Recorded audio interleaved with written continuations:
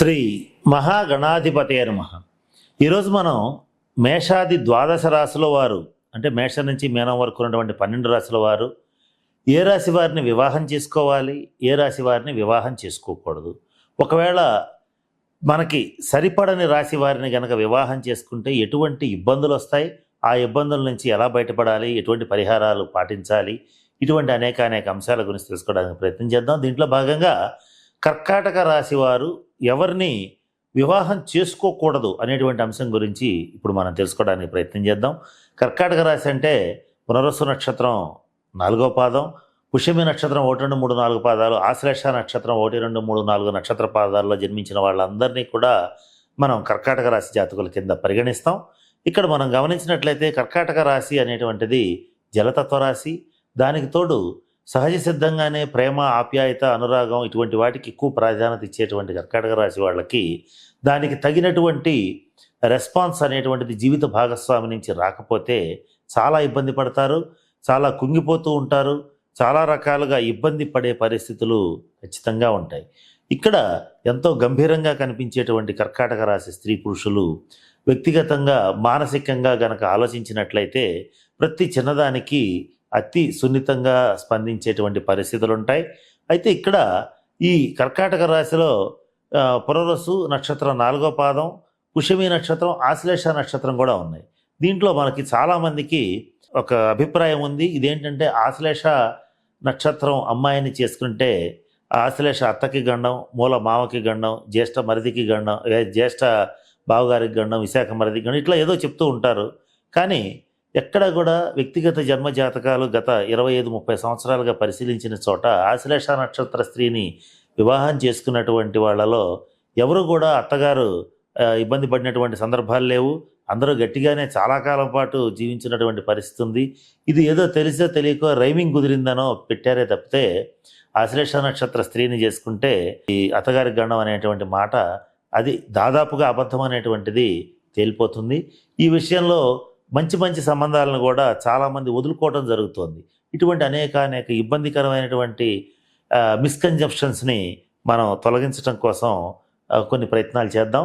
దాంట్లో భాగంగా ఇప్పుడు మనం అసలు ఎవరిని వివాహం చేసుకుంటే ఇబ్బందులు వస్తాయి, ఎందుకు వస్తాయి అనేటువంటి అంశం గురించి తెలుసుకుందాం. దాంట్లో మొట్టమొదటిది కర్కాటక రాశి వారు. కర్కాటక రాశి వారినే వివాహం చేసుకోకూడదు.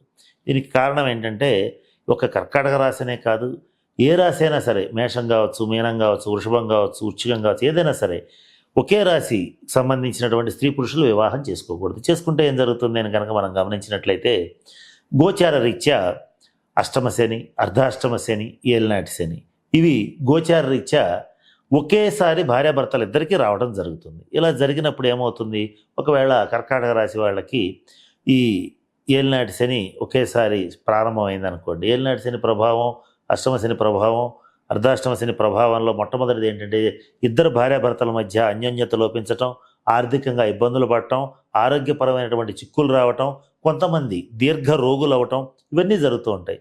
ఇక ఒకవేళ ఒకళ్ళ జాతకం కూడా బలంగా లేకుండా ఇద్దరికీ ఒకేసారి అష్టమ శని, ఏలినాటి శని ఇలా వచ్చినప్పుడు ఇద్దరు ఒకేసారి రోగగ్రస్తులు కావటం కానీ, ఆర్థికంగా దెబ్బతింటం కానీ, దివాలా తీయటం కానీ, శస్త్రచికిత్సలు జరగటం కానీ ఇలాంటివి జరిగే అవకాశం ఉంటుంది. అలాగే భేదాభిప్రాయాలు వచ్చి కొంతమందిలో అయితే విడిపోయే పరిస్థితి కూడా వచ్చే పరిస్థితి ఉంటుంది. కనుక ఇటువంటి పరిస్థితుల్లోనూ ఒకే రాశి అయినటువంటి కర్కాటక రాశి స్త్రీ పురుషులు చేసుకోవటం అనేటువంటిది పనికిరాదు. ఇక రెండవది ఏంటంటే కర్కాటక రాశి వారు సింహరాశి వారిని వివాహం చేసుకోకూడదు.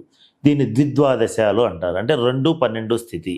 కర్కాటకం నుంచి సింహం 2, సింహం నుంచి కర్కాటకం 12.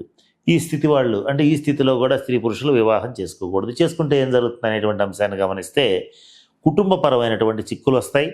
అలాగే ఆర్థికంగా అనేక రకాలైనటువంటి తీవ్రమైన ఒడిదుడుకులకి గురయ్యే పరిస్థితి ఉంటుంది.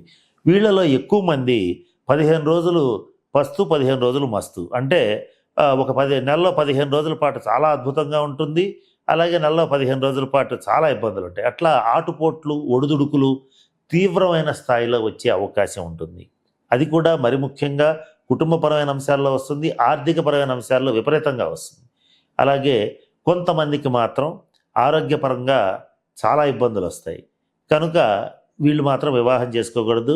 దీంట్లో తప్పనిసరి పరిస్థితిలో సింహరాశి స్త్రీని కర్కాటక రాశి పురుషుడు చేసుకోవచ్చు. కొన్ని తప్పనిసరి పరిస్థితులు, అంటే కొన్ని సందర్భాల్లో ఆల్రెడీ కుదుర్చుకుని ఉంటారు, కొన్ని సందర్భాల్లో చేసుకుని తీరవలసిన ప్రత్యేకమైన పరిస్థితులు ఉంటాయి. ఇటువంటివి జరిగినప్పుడు వ్యక్తిగత జన్మజాతకాన్ని పరిశీలించిన తర్వాత మాత్రమే ఈ సింహరాశి స్త్రీని కర్కాటక రాశి పురుషుడు వివాహం చేసుకోవచ్చు. వీలైనంతవరకు చేసుకోకుండా ఉండడం దిద్వాదశాలు మంచిది. కొన్ని సందర్భాల్లో చేసుకోవాల్సి వస్తుంది, కొన్ని సందర్భాల్లో పరిహారాలు పాటించాల్సి వస్తుంది. ఇక తర్వాత విషయం మనం గమనించినట్లయితే ఈ కర్కాటక రాశి వారు ధనురాశి వారిని వివాహం చేసుకోకూడదు. కర్కాటక రాశి వారు ధనురాశి వారిని వివాహం చేసుకోకూడదు. కర్కాటక రాశి వాళ్ళు ఎంతసేపటికి కూడా జీవితాన్ని చాలా సంతోషంగా, సులభంగా, చాలా ఈజీగా తీసుకుంటారు. ధనురాశి వాళ్ళు ప్రతి విషయాన్ని చాలా సీరియస్గా, చాలా యాక్యురేట్గా, ప్రతి విషయాన్ని పర్టికులర్గా తీసుకుంటారు. వీళ్ళిద్దరి మధ్య మనస్తత్వం అనేటువంటిది ఎంతమాత్రం పొంతన కుదరదు. కనుక ఈ కాంబినేషన్లో ఎక్కువగా భార్యాభర్తల మధ్య తీవ్రమైన భేదాభిప్రాయాలు ఉంటాయి. వాళ్ళల్లో వాళ్ళ వ్యక్తిగత జన్మజాతక రీత్యా ఎవరికైనా సరే పాపగ్రహ దశలో, నీచగ్రహ దశలో జరుగుతున్నా, లేదా వ్యక్తిగత జన్మజాతక రీత్యా ఆ సప్తమ స్థానాధిపతి నీచ అస్తంగత అయ్యే పరాభూతుడైనప్పుడు తప్పనిసరిగా వాళ్ళ మధ్య విడాకులు వచ్చేటువంటి పరిస్థితి కూడా ఎక్కువగా ఉంటుంది. కనుక పొరపాటున కూడా ఈ కర్కాటక రాశి వాళ్ళు ధనురాశి వాళ్ళని చేసుకోకూడదు. కర్కాటక రాశి వాళ్ళు మకర రాశి వాళ్ళని కూడా చేసుకోకూడదు. కర్కాటక రాశికి మకర రాశికి మధ్య సమసప్తక స్థితి ఉంటుంది. కొన్ని ప్రత్యేకమైన సందర్భాల్లో ఇక్కడ చేసుకోవచ్చు. అది కూడా ఇట్లా ఎటువంటి పరిస్థితుల్లో చేసుకోవచ్చు అంటే వ్యక్తిగత జన్మజాతక రీత్యా సప్తమ స్థానం బాగుంది ఇద్దరికి, అంటే స్త్రీకి పురుషుడికి సప్తమ స్థానం బాగుండి, సప్తమాధిపతి మంచి స్థితిలో ఉండి, మంచి గ్రహ దశాంతర దశలు జరుగుతూ ఉంటే అప్పుడు చేసుకోవచ్చు.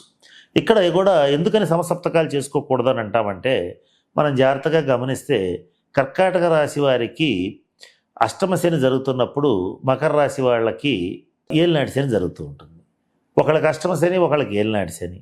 ఇట్లాంటివి జరిగేటప్పుడు చాలా రకాలైనటువంటి ఇబ్బందులు వస్తూ ఉంటాయి. ముఖ్యంగా భార్యాభర్తల మధ్య ఈ శని కల్పించేటువంటి ఇబ్బందులు ఏమిటి అంటే, శని ఏలినాటి శని, అర్ధాష్టమ శని, అలాగే అష్టమ శనిలో ఎవరు కూడా వృత్తిపరంగా, ఉద్యోగపరంగా దెబ్బతింటారని అనుకుంటారు. కానీ దానికంటే ఎక్కువగా ఇబ్బంది పడేటువంటి అంశం ఏంటంటే భార్యాభర్తల మధ్య అన్యోన్యత లోపిస్తూ ఉంటుంది.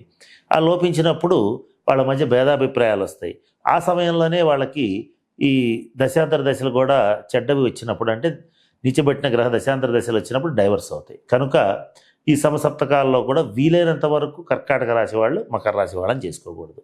మరి కర్కాటక రాశి వాళ్ళు కుంభరాశి వాళ్ళని కూడా చేసుకోకూడదు. ఎందుకు చేసుకోకూడదు అంటే, కర్కాటక రాశికి కుంభరాశికి మధ్య షష్టాష్టక స్థితి. కర్కాటక రాశి వాళ్ళు చాలా సున్నితంగా ఉంటారు. కుంభరాశి వాళ్ళు లోతు ఎవరికీ తెలియదు.